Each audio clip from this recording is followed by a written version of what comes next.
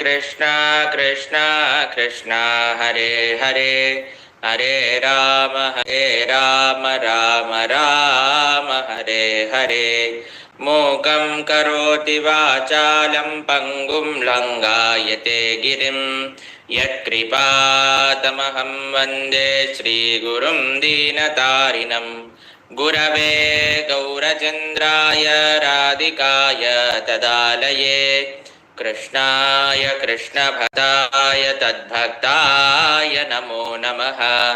नमो ॐ विष्णुपादाय कृष्णप्रेष्ठाय भूतले श्रीमते भक्तिवेदान्तस्वामिन्निति नामिने।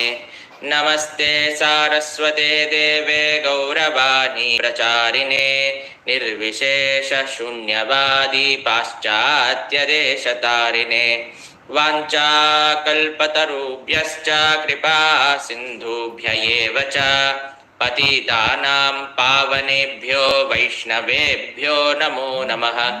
जय श्री कृष्ण चैतन्य प्रभु नित्यानंद श्री अद्वैत गदाधर श्रीवासदि गौरभक्तवृंद। हरे कृष्णा कृष्णा कृष्णा हरे हरे हरे राम राम राम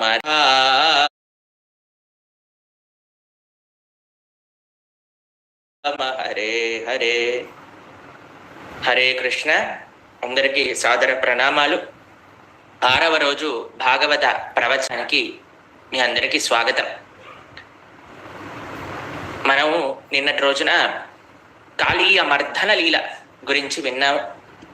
దాని తర్వాత బ్రజవాసులందరూ కూడా ఎంత భగవంతుడి గురించి తాపత్రయపడుతూ ఏడుస్తూ అలానే అలసిపోయి అక్కడే యమునా నదీ తీరంలో శయనించారని, దాని తర్వాత స్వామి ఆ కారు చిచ్చును ఫారెస్ట్ ఫైర్ని ఒక్కసారి అని అనగానే అవి లోపలికి ప్రవేశించి బ్రజవాసులందరినీ కూడా కృష్ణుడు కాపాడాడు అనే విషయాన్ని మనం శ్రవణం చేశాం.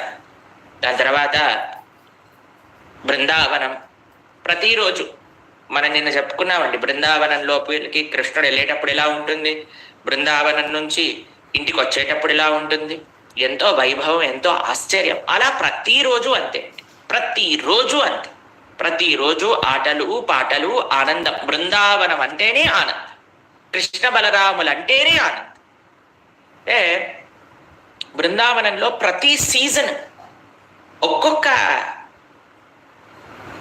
ఋతువు కూడా ఎంత అందంగా ఉండేదట అంటే అంత అందంగా ఉండేదట. ఈ వేసవి కాలం కూడా బృందావనంలో చక్కగా పచ్చగా ఉండేదటండి. పూలు పూస్తూనే ఉండేవట, పండ్లు కాస్తూనే ఉండేవట. దాని తర్వాత యమునా నది అలానే ప్రవహిస్తూ ఉండేదట, జలపాతాలు అలానే ప్రవహిస్తూ ఉండేవట. ఎవ్వరికీ కూడా అసలు వేడే పుట్టేదట కాదండి సమ్మర్ టైంలో. అంత బ్రహ్మాండంగా ఉండేదట బృందావనంలో ఉండే. అటు గ్రీష్మ ఋతువు, వసంత ఋతువు, శరత్కాలము, అన్ని ఋతువులు అంత బ్రహ్మాండంగా ఉండేవట. కృష్ణ బలరాములు ఆటలు ఆడుతూనే ఉంటారు. వివిధ ఆటలు మనం చూసాం. ఇంకెన్నో ఆటల గురించి చెప్పాలని ఉందండి, వాళ్ళు ఆడే ఆటలు. కానీ వాళ్ళు ఆడే ఆటలే ఒక సప్తాహంగా చెప్పుకోవచ్చు మనం, కాబట్టి అంత సమయం లేదు కదండి మనకి. ఒకసారి ఒక ఆట ఆడుతున్నారట. ఏంటో తెలుసా అండి? కృష్ణుడు ఒక టీం, బలరాముడు ఒక టీం. ఏ టీం అయితే గెలుస్తుందో వాళ్ళని ఓడిపోయిన టీం వాళ్ళు భుజాలకు ఎక్కించుకొని తీసుకెళ్ళాలన్నమాట.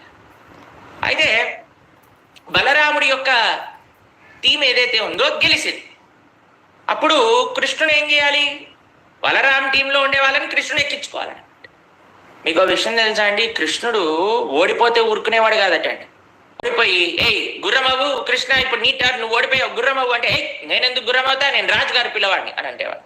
అయితే అందరు అనేవారట, నువ్వు ఎవ్వరి పిల్లవాడివైనా మాకు అవసరం లేదు, గుర్రం అవ్వాల్సింది అని అంటే, ఆడుకొని పో అని అనేసరికి సరే ఆడము పో, నువ్వు వెళ్ళిపో, ఇంటికి వెళ్ళిపో అనేసరికి గై అని ఎడవటం ప్రారంభం చేసేవాడటండి. ఏమైంది అని అంటే, లేదు నన్ను ఆడిపించుకోండి అని అంటే, లేదు ఆడిపించుకో, నువ్వు ఇంటికి వెళ్ళిపో, రాజుగారి పిల్లవాడి కదా, నువ్వు గుర్రం అవ్వవు కదా, వెళ్ళిపో. లేదు నన్ను ఆడిపించుకోవాల్సిందే అంటే, మరి గుర్రం అవుతావా? గుర్రం అవుతా అని సరే అని ఆయన గుర్రం అవుతే ఆయనతో అందరూ ఆడిపించేవాళ్ళటండి. భగవంతుడు బృందావనంలో భక్తులకి ఎంత సులభుడైపోయేవాడట అంటే, అసలు భగవత్ తత్వాన్ని బృందావనం బయట వదిలేశారటండి భగవంతుడు. అలా ప్రేమ తత్వంలో మునిగిపోయారట కృష్ణుడు బృందావనంలో. అది బృందావనం అంటే, అది బృందావన వ్రజవాసులు అంటే ఆ గొప్ప వైభవం. అందుకే మనకి శ్రీ చైతన్య మహాప్రభు వ్రజవాసుల యొక్క మార్గంలో భక్తి చెయ్యాలి అని చెప్పారనమాట. సాధనా భక్తి, మంచిగా భగవన్నామాన్ని స్మరణ చేయటం, భాగవతాన్ని శ్రవణం చేయటం, భగవంతుడి యొక్క సేవ చేయటం, భక్తుల యొక్క సాంగత్యంలో ఉండటం. అప్పుడు మనకి ఆ భగవంతుడితో ఇలాంటి సంబంధములు ఏర్పాటు చేసుకునే అవకాశం ఎన్నడో భగవత్ కృపచేత, ఆచార్య కృపచేత మనకి లభించవచ్చు. అయితే కృష్ణుడు ఎవరిని శిరస్సును ధరించాడట, భుజాలకి ధరించాడు అంటే శ్రీధాముడిని ధరించాడట. తర్వాత భద్రసేనుడు వృషభుడిని ధరించాడట. ప్రలంబుడు బలరాముడిని ధరించాడట. ప్రలంబ అనే ఒక పిల్లవాడు ఇలా జాయిన్ అయిపోయాడటండి గ్రూప్ లో. అయితే కృష్ణుడు బలరాములు చూస్తున్నారు, వీళ్ళు ఏదో కొత్తగా వచ్చినట్టున్నారు, బృందావనానికి కొత్తగా షిఫ్ట్ అయినట్టున్నారు పాపము అని ఏమనుకోకుండా సరే ఆడిపించుకుంటున్నారు పిల్లవాడిని అని ఆడిపించుకుంటూ తీసుకెళ్తున్నారట. కొంతసేపటి తర్వాత అందరు పిల్లలు ఒక దగ్గర ఆడుకుంటుంటే ఈ ప్రలంబుడు బలరాముడిని ఎక్కించుకొని ఎక్కడికో లోపలికి తీసుకెళ్ళిపోయాడట అరణ్యానికి. అయితే ఎప్పుడైతే ఇలా డౌట్ వచ్చింది బలరాముడికి, ఒక్కసారి భయం వేసిందట బలరాముడికి. బలరాముడికి భయం వేస్తుందా చెప్పండి? ఎందుకు భయం వేసిందో తెలుసా అండి? వీడు అసురుడిలా ఉన్నాడు కదా, ఇంకొక అసురుడు ఏమన్నా కృష్ణుడి దగ్గర ఉన్నాడా, నన్ను ఇంత దూరం తీసుకొచ్చేది కదా, కన్నయ్య దగ్గర ఇంకెవరైనా ఉండుంటారా అని భయం వేసిందట బలరాముడికి. వెంటనే ఎప్పుడైతే ఆ ప్రలంబుడు అసురుడు అని అర్థమైందో బలరాముడికి, ఎప్పుడైతే ఇలా పట్టేసుకున్నాడు, పెద్ద అసురుడు యొక్క రూపంలో ప్రలంబుడు మారిపోతాడండి. అప్పుడు బలరాముడు ఒక్క గుద్దాడనమాట ప్రలంబుడి పైన, ఢామ్ అని కింద పడిపోయాడు. ప్రలంబాసురుడు శరీరాన్ని విడిచిపెట్టి వెళ్ళిపోయాడు.